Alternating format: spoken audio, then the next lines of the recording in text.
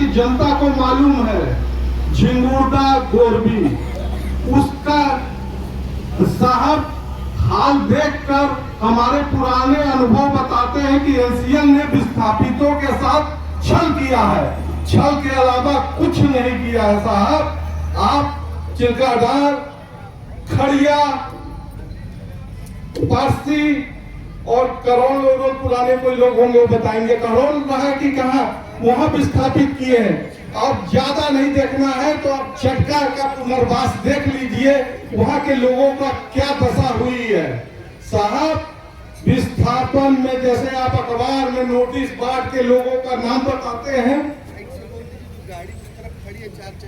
किसी का नाम नहीं है पेपर में, नाम जो आप मोबाइल के माध्यम से जैसे बता रहे हैं उसी तरह बताइए साहब। आप हमारे स्कूल कॉलेज को कहां स्थापित करेंगे, हमको प्लाट कहां देंगे साहब? आप क्यों नहीं अखबार के माध्यम से हमको क्या सुविधा मिलेगी बताते हैं साहब?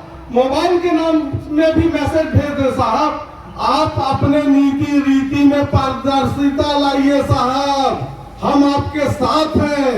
लेकिन साहब मोरबा की जनता जो शांति प्रिय है, इसको अपने खून पसीने से ऊर्जा धानी बनाइए साहब। हम आपके कंधे से कंधा मिलाए साहब। यहाँ मजदूर जो है, जो झुग्गी झोपड़ी बनाया साहब, आपके बंगले में 10 घंटा खटता है साहब वो भी आपके कंधे से कंधा मिलाया है और आपके लिए काम किया साहब। उस मजदूर की ओर देखिए साहब, वो झुग्गी झोपड़ी बनाता है साहब।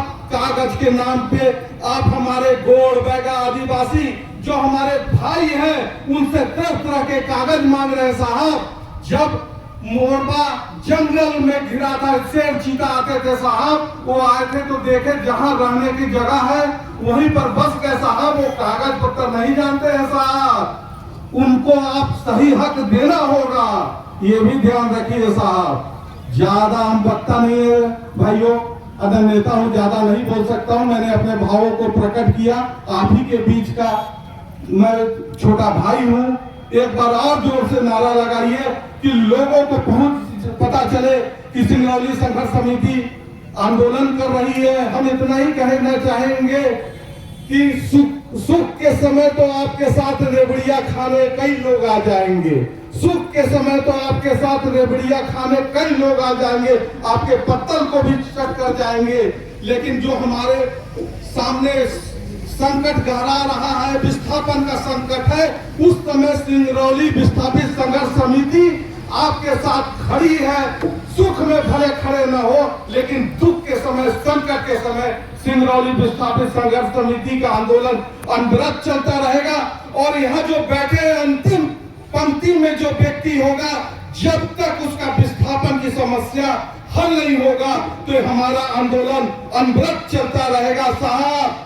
सुन लीजिए, संजीव सिंह ये बोल रहे हैं, अंतिम दम तक, अंतिम व्यक्ति की समस्या जब तक हल नहीं होगी, सिंगरौली विस्थापित संघर्ष समिति इसी तरह आंदोलन करेगी साहब। जय हिंद, जय भारत, वंदे मातरम, वंदे मातरम। आवाज नहीं आ रही है, आवाज गूंजना चाहिए।